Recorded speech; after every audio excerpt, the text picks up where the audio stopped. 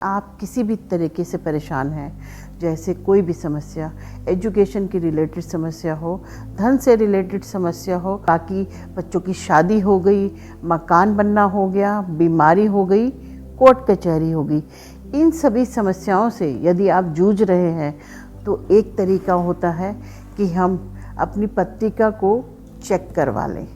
पत्रिका चेक करवाएं और देखें कौन सा ग्रह, कौन सा प्लैनेट हमें दुष्प्रभाव दे रहा है, कौन सा प्लैनेट हमारी नीच का फल दे रहा है, कौन सा उच्च का दे रहा है, हमारी लाइफ के किस एस्पेक्ट्स पे है, हमारी हेल्थ पे दृष्टि पड़ रही है, एजुकेशन पे पड़ रही है, मेरे बच्चों की एजुकेशन पे पड़ रही है, या मेरी प्रॉपर्टी ना बनने के योग बन रहे हैं।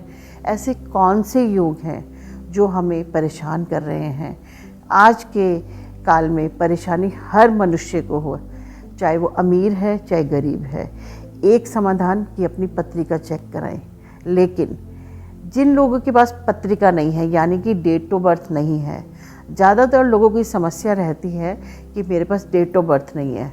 डेट ऑफ बर्थ है तो समय नहीं पता, एग्जैक्ट समय नहीं पता। तो एग्जैक्ट समय नहीं पता और आप बहुत ज़्यादा परेशान हो रहे हैं, तो उस स्थिति में क्या करें? मैं अपनी परेशानियों का हल कहाँ से लाऊं? छोटी छोटी रेमेडीज़ होती हैं, कोई भी। अब कितनी रेमेडीज़ करेंगे आप? 9 प्लैनेट्स हैं, 9 प्लैनेट्स की रेमेडी करते करते आप परेशान हो जाएंगे। और कई लोग तो झुंझलाहट में छोड़ देते हैं कि मेरे बस की नहीं है इतनी सब रेमेडी करना, उपाय करना। पूजा पाठ भी यदि हम कहेंगे आप 31 दिन 41 दिन जाके ये काम करें, कुछ दबा कर आएँ, कहीं स्नान करके आए नदी में, तो ये संभव नहीं है। इसी का एक विकल्प है कि आप गायत्री मंत्र का जाप करें। यदि कुछ भी दिक्कत है 9 प्लैनेट से रिलेटेड, तो हम गायत्री मंत्र का जाप कर सकते हैं। मानव जीवन में घर जो होता है वो एक बहुत ही महत्वपूर्ण रोल अदा करता है। आप जानते हैं, आपको तो नहीं पता कौन सी डायरेक्शन खराब है मेरी, कौन सी ठीक है। और यदि अगर हम बोलें आपकी ये डायरेक्शन ख़राब है तो आप मंत्र जाप कीजिए। साउथ वेस्ट ख़राब है, राहु का मंत्र कर लीजिए। अब राहु का मंत्र हर किसी को नहीं आएगा बोलना, क्योंकि आजकल ना पूरी इंग्लिश आती है लोगों को, ना हिंदी आती है, और वैसे भी हमारे सनातन जो मंत्रास हैं वो संस्कृत में हैं, तो प्रोनाउंसिएशन गलत होगी। अच्छे फल लेने की बजाय आप उसके बुरे प्रभाव से पीड़ित हो जाएंगे। तो उसका एकमात्र उपाय क्या होता है? आप वास्तु यंत्र अपने घर में स्थापित करें। यंत्र एक ऐसी चीज़ है जिससे कि सारी डायरेक्शन, कहने को तो मेन 4 डायरेक्शन है, लेकिन आप कैलकुलेट करेंगे तो 8 दिशाएं हैं, मेन 8 दिशाएं हैं जिनका अलग अलग प्रभाव पड़ता है जीवन पे एक घर से। अगर आप वास्तु यंत्र अपने घर में स्थापित करते हैं, लगाते हैं, तो आपको इससे बहुत अच्छे फल मिलेंगे। आपकी अलमारी हमेशा धन से भरी रहेगी। ऐसे ही इसी क्रम में एक और बात बताऊंगी, जब भी आप अलमारी रखें तो कोशिश करें उसका जो दरवाज़ा खुले या तो नॉर्थ की ओर खुले या ईस्ट की ओर खुले। मतलब सूर्य की किरणें या तो उसमें आए, या नॉर्थ कुबेर की दिशा है, कुबेर की तरफ पड़े, ताकि कुबेर की दृष्टि पड़े वहाँ पर और लक्ष्मी हमेशा विराजमान रहे आपकी अलमारी में।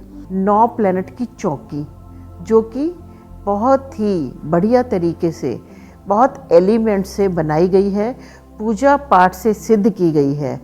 अगर आप एक बार इस चौकी को अच्छे मुहूर्त में अपने घर में स्थापित करेंगे तो आप देखेंगे कि आपके बच्चों की एजुकेशन से रिलेटेड जो प्रॉब्लम थी, क्योंकि आपको पता ही नहीं ना कि आपके कौन सा ग्रह आपको क्या दे रहा है, तो क्या करेंगे? सभी प्लैनेट्स को अच्छा कर लेंगे कि ना वो हमें इतना बुरा फल दे और ना हमारे को ओवर एनर्जी कर दे, क्योंकि कोई भी चीज़ बैलेंस होना बहुत ज़रूरी है।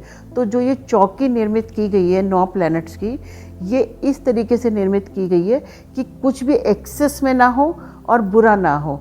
तो इसको अगर आप शुभ घड़ी में, शुभ मुहूर्त में, शुभ नक्षत्र में स्थापित करेंगे अपने घर में, तो आपको हर तकलीफ़ से निजात मिलेगी।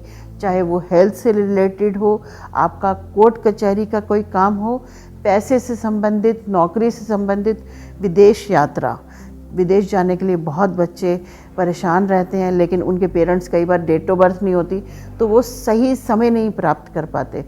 तो ये चौकी आपकी हर समस्या का समाधान है।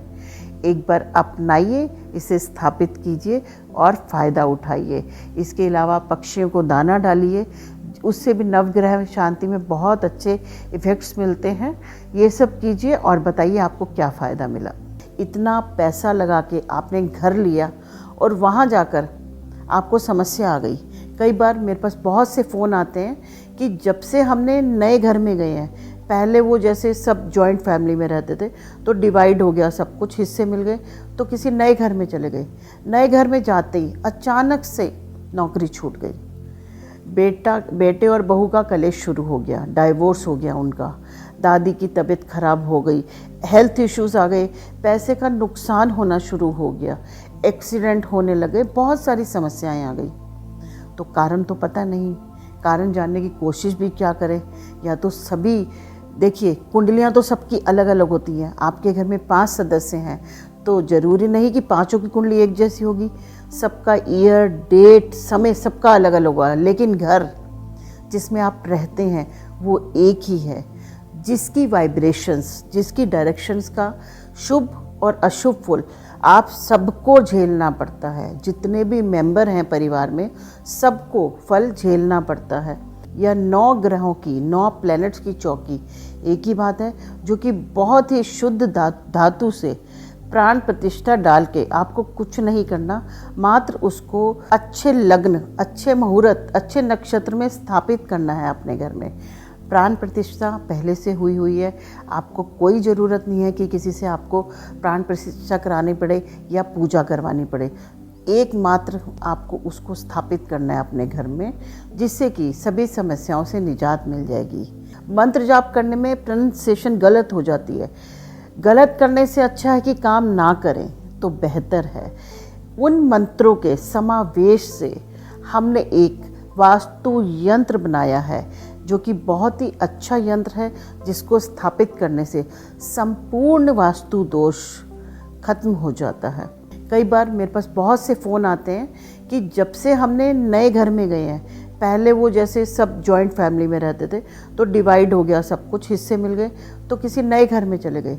नए घर में जाते ही अचानक से नौकरी छूट गई, बेटे और बहू का कलेश शुरू हो गया, डाइवोर्स हो गया उनका, दादी की तबीयत खराब हो गई, हेल्थ इश्यूज आ गए, पैसे का नुकसान होना शुरू हो गया, एक्सीडेंट होने लगे, बहुत सारी समस्याएं आ गई। तो कारण तो पता नहीं, कारण जानने की कोशिश भी क्या करें। या तो सभी देखिए, कुंडलियां तो सबकी अलग अलग होती हैं। आपके घर में 5 सदस्य हैं तो ज़रूरी नहीं कि पांचों की कुंडली एक जैसी होगी।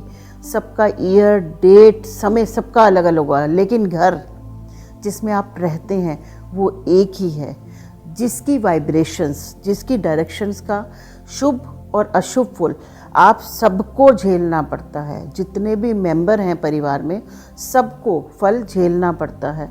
कहने को तो मेन 4 डायरेक्शन है, लेकिन आप कैलकुलेट करेंगे तो 8 दिशाएं हैं, मेन 8 दिशाएं हैं, जिनका अलग अलग प्रभाव पड़ता है जीवन पे एक घर से।